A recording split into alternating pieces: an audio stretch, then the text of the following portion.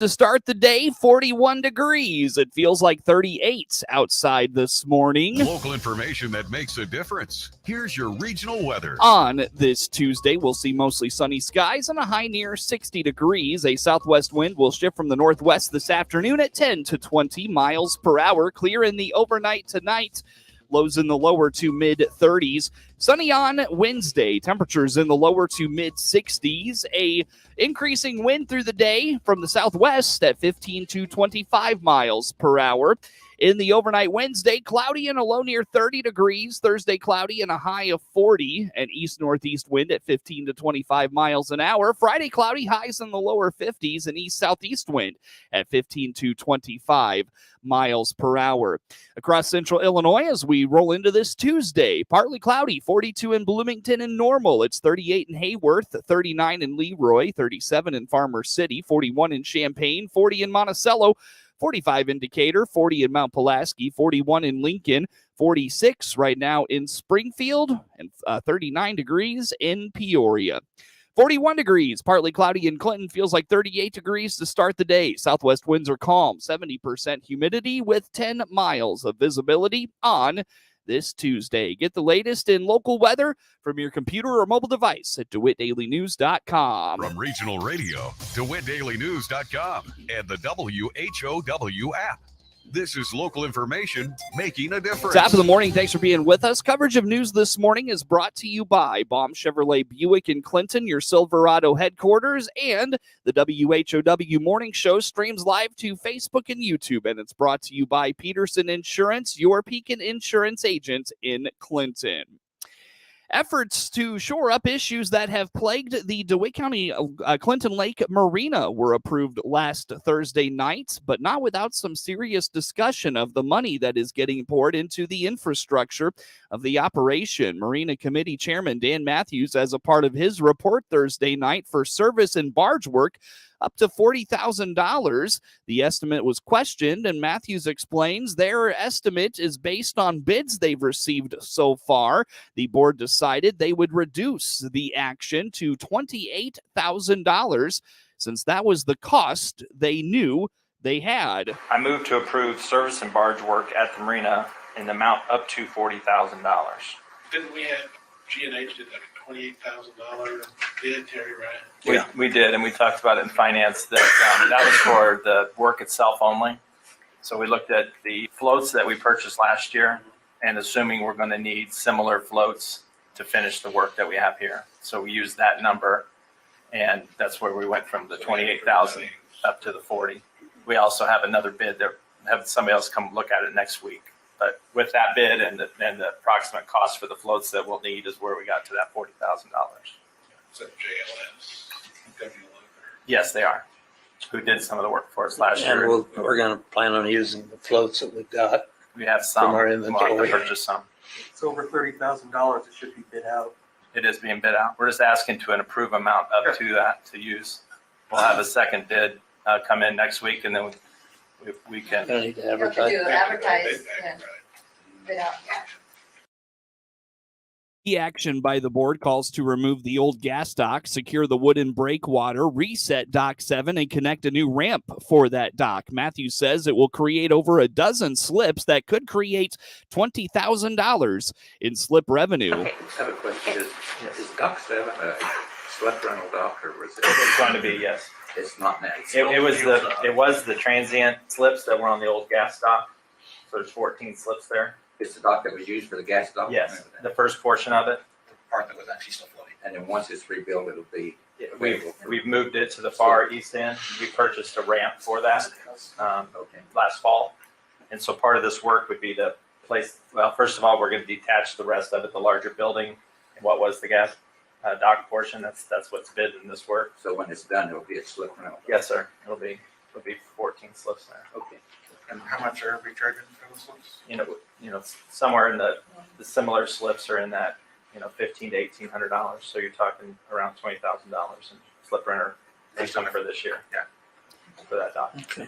Melanie Tilley wanted clarity about what exactly was taking place at the marina. Matthews indicates they want to get things started now so they can begin renting those slips in time for the boating season. Is this JLS, are they coming to look at the same as the $28,000? Yes, they are exactly the same amount, which is just them bringing the barge and doing the work that without purchasing any materials.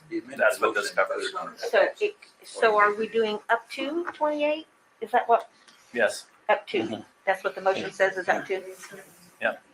In case that they would come in at a lower bid. Correct, which I believe they will. And then who's bidding on this rest of this one where we got to the 40? So both of them will survey the docks and the work, determine what we need. We've also looked at some of the floats we already have, and we've determined that we have a few of them, so we won't have to purchase those. This work, though, Mr. Carter asked about, are we going to rent these out? We will rent them out, but if we get to March and April, and then we're into June, the chances of renting those out, the full amount's going to we're just trying to fast track it so that we can maximize the income for those slip renters and get them in there when boating season starts. The board Thursday night also took up a proposal to declare the installation of a breakwater system for the marina in emergency status at the cost of $350,000. Board Chair Terry Ferguson explained this winter has been particularly harsh on the existing breakwater, and the search for something durable has spanned the country. I emailed you guys all a photo of the wave eater breakwater that is pretty well broke apart this fall and winter, and also the schematics with the specs on the of the Croft system. We spent a lot of time searching the country for different companies. This was one of the more reasonably priced, one that was available the soonest. The 300-foot length is $308,000 delivered, and the rest will be for installation. This price includes removal of the old breakwater, The wave eater, whatever it is. yeah, it's probably going to be about self-removed by the time we get to it. It's going to be pretty easy to remove. Just cut the cables. One side, or is this also going to go? This goes on the 300 feet on the south side where the wave eater part is. Breakwater issues at the marina have been on and off the radar of the Marina Committee for a few years now. When pressed about taking the project out to bid, Ferguson explains the current bid is specific to the marina's needs, and bidding it out would likely delay getting the work done. So the reason that it wasn't bid out was because there wasn't other companies out there, or?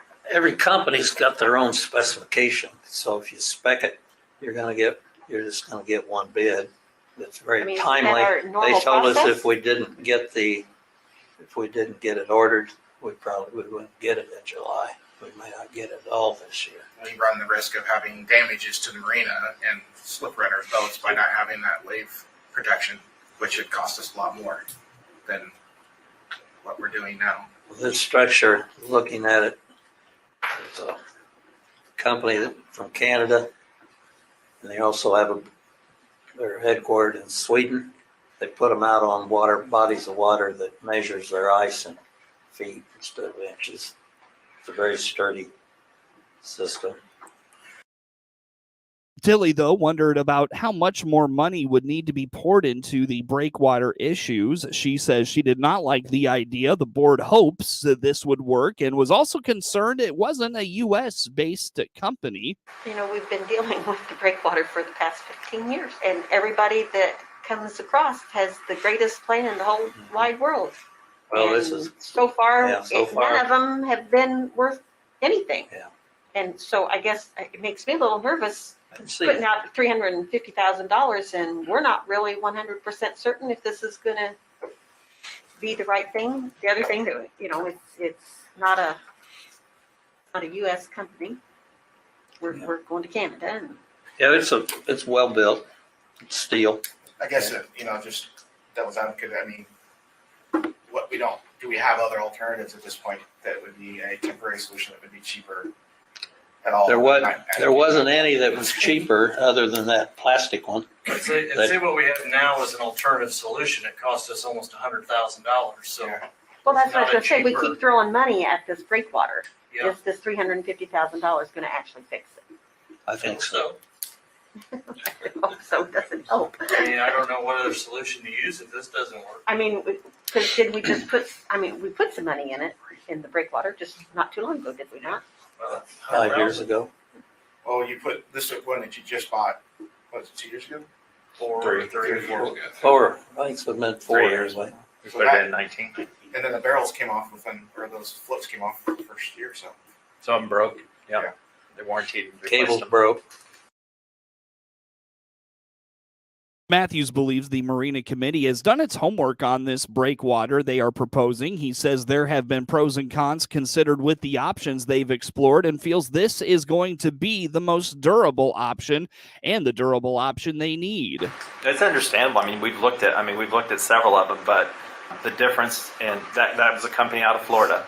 Their product works well on lakes and they're I think with the money that you had at that time, decided on something that has served us for 3 summers.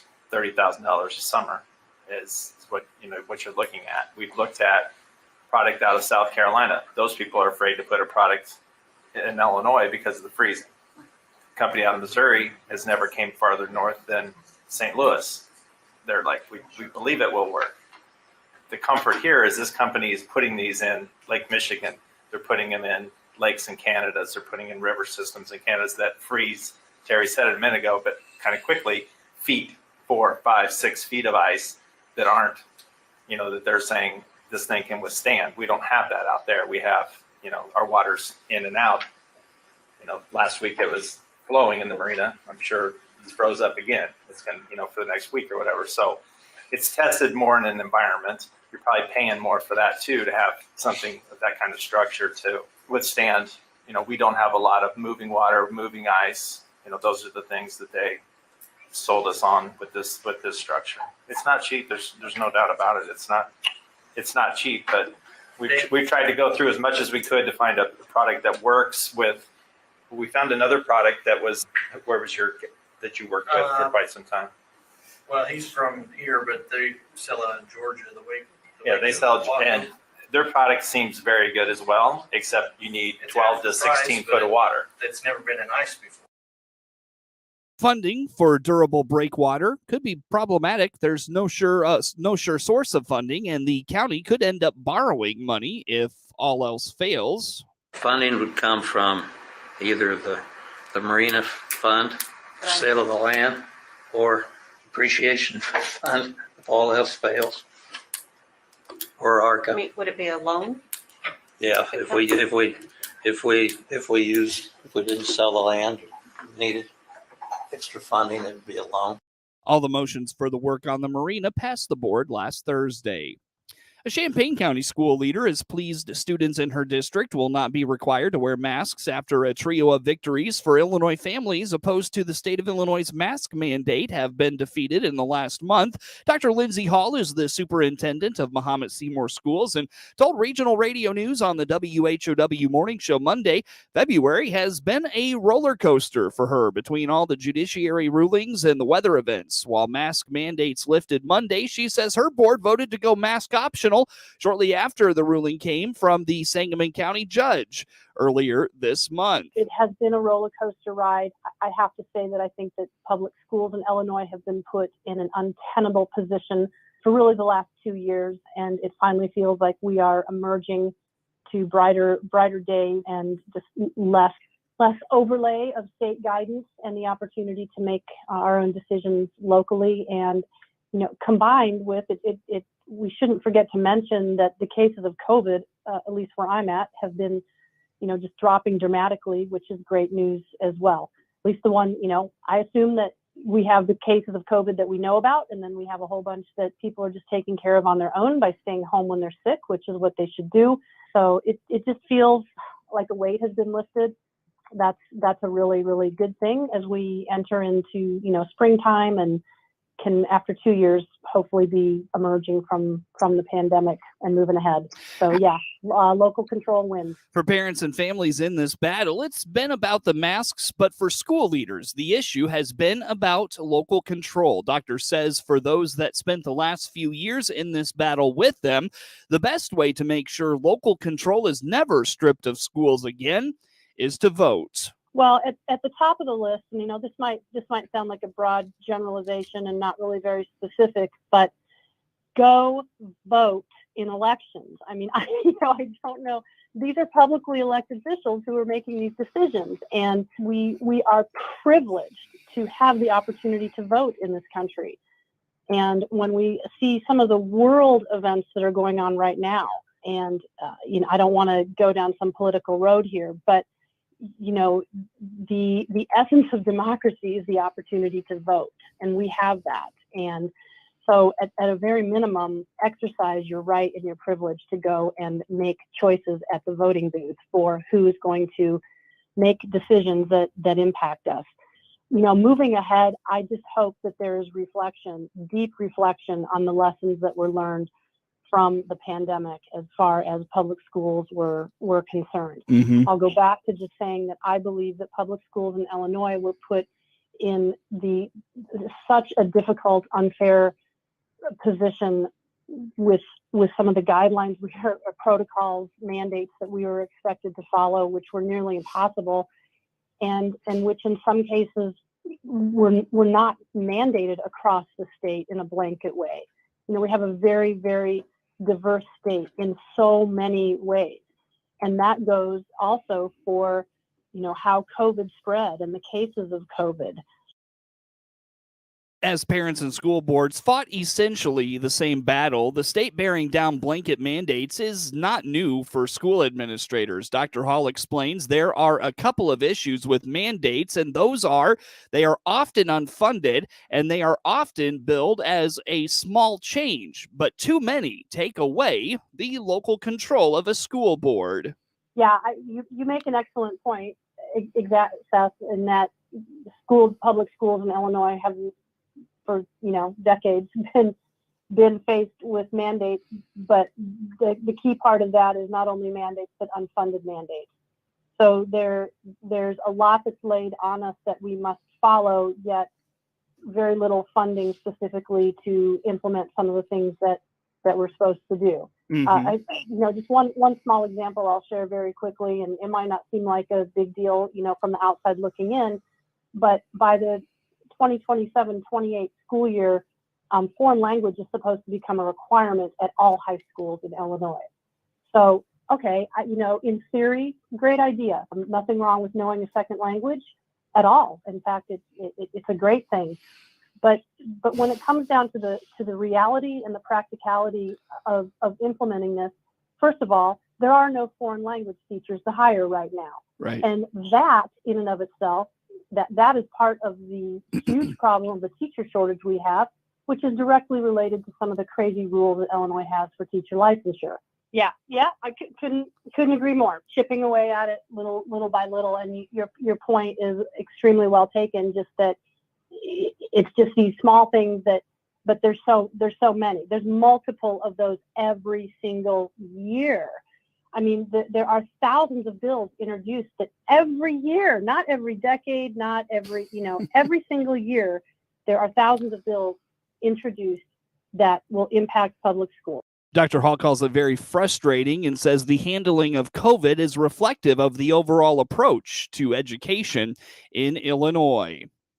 It is 26 minutes after the hour. Plenty more to get to coming up on the WHOW Morning Show. New trucks and SUVs are coming here at Baum Chevrolet Buick in Clinton. This is Scott Baum. Yes, we have new inventory arriving, and you can see what will arrive right on our website. Just click on the pre-order and reserve tab. From there, you will find vehicles in transit and vehicles in production. Or just call our sales staff and we'll help. Find Silverados, Equinoxes, Blazers, including Tahoes and Suburbans, as well as our complete Buick line of SUVs. BaumChevyBuick.com, right from the start.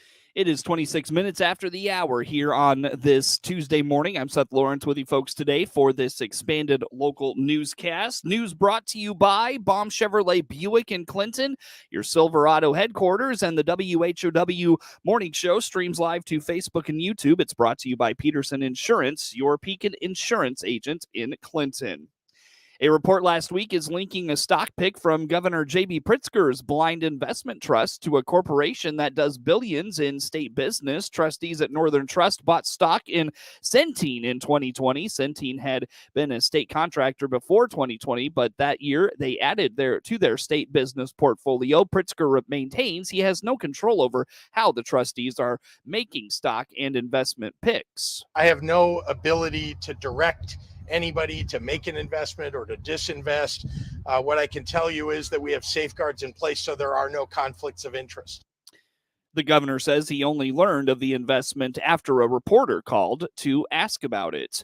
To celebrate young farmers across the state of Illinois, the Illinois Soybean Association is looking for nominations for its top 20 under 40. The program will recognize 20 young farmers under the age of 40 across all commodities and farm sizes. Rachel Peabody is the director of communications for the Illinois Soybean Association. We'd love to find some ideal candidates who are really, getting some achievements in the ag industry. They're standing out from their peers in terms of what they're doing. They're people who are going above and beyond the call of duty on their own operation, but they're also demonstrating some leadership and some dedication to their farming communities too. That's just as equally important as growing your own business, right? Is making sure we're building a thriving economy where we live too. Nominations are being accepted online at il20under40.com through March the 31st, and the winners will be announced later this summer.